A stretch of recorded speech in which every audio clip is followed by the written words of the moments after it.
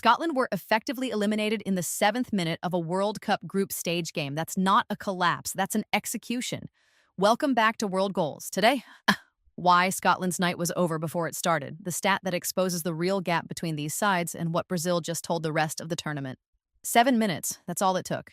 Vinícius Júnior with the opening goal, and you could almost feel the air leave Scotland's lungs from that moment on.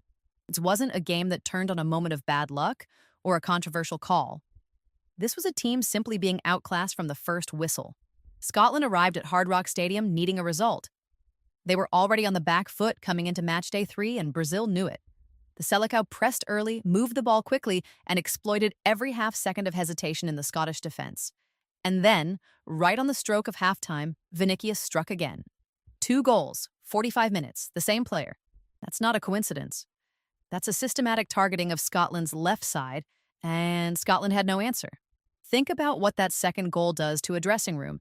You go in at halftime to 0 down at a World Cup, and your best case scenario is to hold out and nick one back. But here's what nobody was talking about at halftime. The shots on target numbers were already catastrophic, and they were about to get worse. 4-9. Scotland managed 4 shots on target in this entire game. Brazil had 9. Now 9 shots on target and 3 goals. That's a clinical conversion rate. But what the raw number really tells you is the territorial story. Scotland weren't just chasing the game, and they were barely in it. Brazil weren't even sprinting in the second half. They were walking.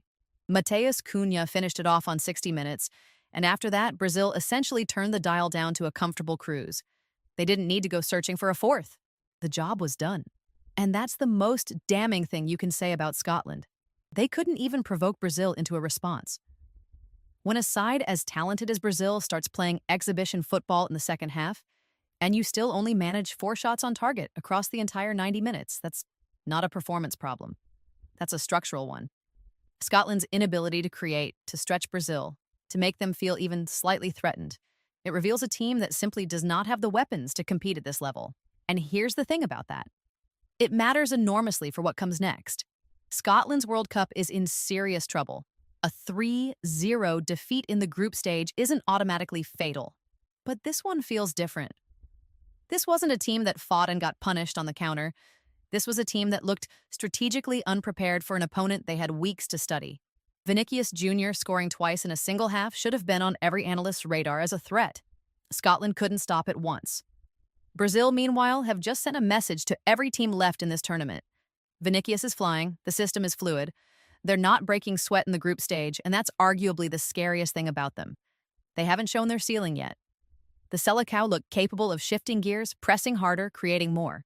This 3-0 was controlled, almost comfortable.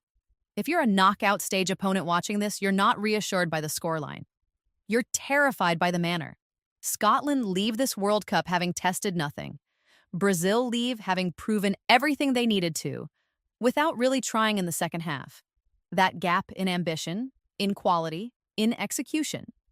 That's the story of this game. And it's a story Brazil will keep writing. So here's the debate. Can any group stage side actually stop Brazil? Or is this their tournament to lose? Drop your prediction in the comments, share this with a football fan who needs to hear it, and subscribe to World Goals for more.